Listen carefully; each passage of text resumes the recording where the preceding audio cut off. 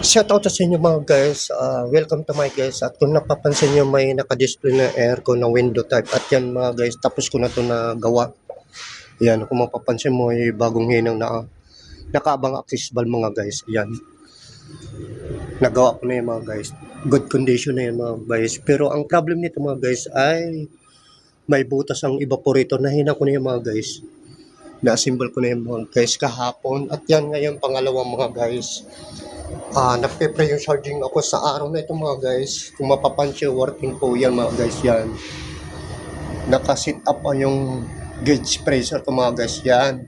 Meron tayong nakukuha na 130 PSI.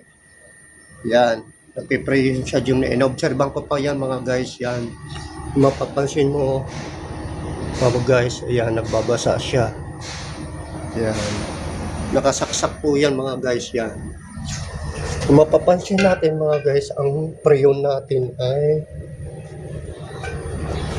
yan, max quality na rin din po yan. Refrigerant 3 ito. Ang preyon natin inverter. Dalawang yan mga guys. At kung mapapansin mga guys ay ayan, nagpe-preyon charging pa rin tayo mga guys. Ang temperature natin nakalagay ng mga guys ay 16. Yan, display natin. Ang speed natin, ang speed ay medium lang mga guys. Medium lang. Yan. Gumagana po yan mga guys. So ngayon mga guys, ito rin po mga guys, ay mayroong butas din to mga guys. Evaporator, micro leak. Kapag ako ay gumagawa ko ng aircon na window type, kasi ito naman mga guys, madali lang naman to baklasin. Wag lang yung mga kalawang mga guys, tatagal tayo doon. Pero kung hindi mga kalawang yan, mabilis lang baklasin yung mga guys. At yan mga guys ay kapag ako ay gumagawa sa aircon na window type na hindi lumalamig, binabaklas ko to mga guys, yung evaporator. At saka yung condenser ito mga guys. Inisa-isa ko yung na ilagay sa tubig na may batya mga guys pag nagliligtis ako mga guys. Kinakatin ko yung evaporator, condenser,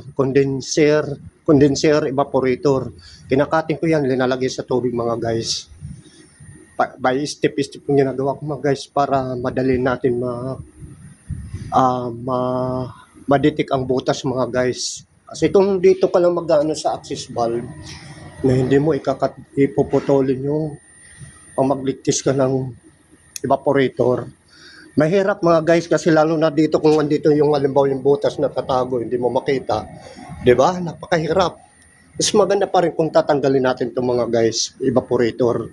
Saka yung condenser kapag nagligtis tayo na may tubig, tapos luran natin pa guys ng mga 350 PSI para madali kagad makita ito guys, yung evaporator. Yung condenser mga guys, ginagawa ko to ng 400 PSI. Wala namang problema pang mataas ng PSI yan mga guys. At kung mapapansin mo guys yan yan, good condition na yan mga guys. Yan, malamig na po yan. Nagbabasa ng copper tube natin guys. Yan, working po yan. Kaya hanggang dito na lang aking share mga guys. Bye!